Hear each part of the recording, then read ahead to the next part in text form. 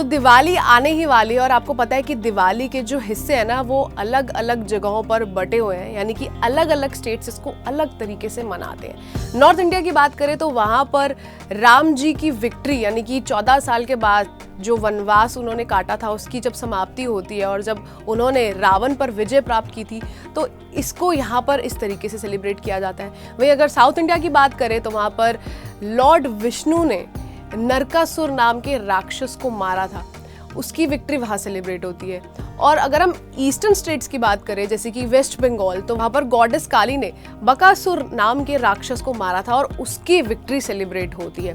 वैसे तो दिवाली के अलग अलग विक्ट्रीज को हम सेलिब्रेट करते हैं, लेकिन मोटिव एक ही होता है, बुराई के ऊपर अच्छाई की जीत। तो कुछ मिथ्स भी हैं इसके आसपास, चलिए जान लेते हैं वो क्या है। सबसे पहले है घर की सफाई, यानी कि माना जाता है कि माँ लक्ष्मी आकर आपको धन देकर जाएगी और माँ लक्ष्मी तभी आएगी जब आप अपने आप को साफ सुथरा रखेंगे, आप अपने घर को साफ सुथरा रखेंगे और साथ ही साथ आप एक घर में शांति बनाकर रखेंगे जो कि माँ लक्ष्मी को बहुत ज़्यादा अट्रैक्ट करती है। इसीलिए उनको अट्रैक्ट करने के लिए लोग अपने घरों में दिए भी जलाते हैं और घर को अच्छे से डेकोरेट भी करते हैं। नंबर 2 पर है मिठाइयों को बनाना, यानी कि बहुत सारे लोग घर में मिठाई बनाते हैं, अपनी फैमिली को बांट कर आते हैं, अपने रिलेटिव्स, अपने फ्रेंड्स, सबको वो मिठाई खिलाते हैं। एक खुशी होती है, कहते हैं ना कि मीठा हो जाए तो बहुत ही मज़ा आता है और सबसे बड़ी बात एक अलग ही खुशी आती है। तो बहुत सारे लोग चकली, बर्फ़ी और ये सब चीज़ें या तो दुकान से खरीद के लाते हैं या फिर वो खुद बनाते हैं। तो इसका एक मेन पर्पस ये होता है कि फैमिलीज आपस में बहुत ज़्यादा कनेक्ट करती हैं और एक खुशहाली का माहौल छा जाता है। नंबर 3 पर आते हैं जो कि है शॉपिंग।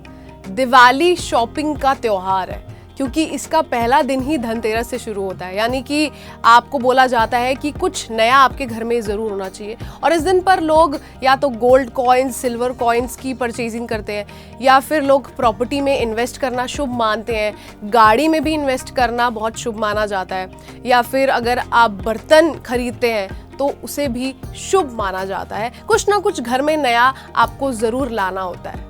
नंबर 4 पर आता है दिया, यानी कि लाइटिंग योर होम्स।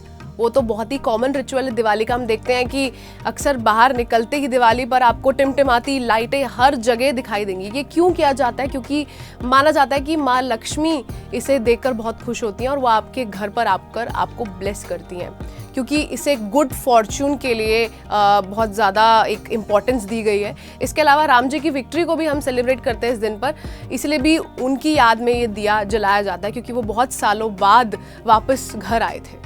नंबर 5 पर है bursting crackers.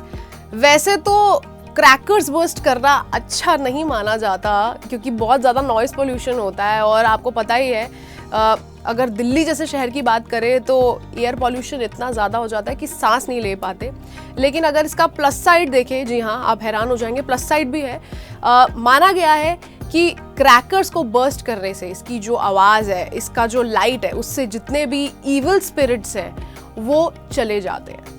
And lastly 6 number पे है रंगोली, दिवाली पार्टीज और गिफ्टिंग। आपको पता ही है सबसे ज़्यादा मज़ा आता है रंगोली बनाने में क्योंकि आप, आपके भाई बहन, आपके रिलेटिव्स, फ्रेंड्स सब इसको साथ में मिलकर करते हैं, तो एक फ़न एक्टिविटी हो जाती है। साथ ही साथ घर भी रंगीन होता है और लक्ष्मी जी भी आती हैं, वो भी खुश हो जाती हैं देखकर।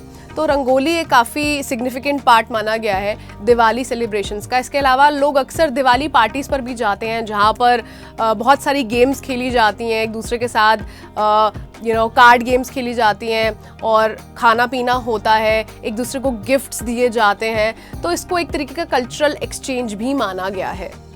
तो ये थे दिवाली के कुछ मिथ्स, एक्चुअली रियलिटीज़ जो ऑल ओवर इंडिया सेलिब्रेट की जाती है।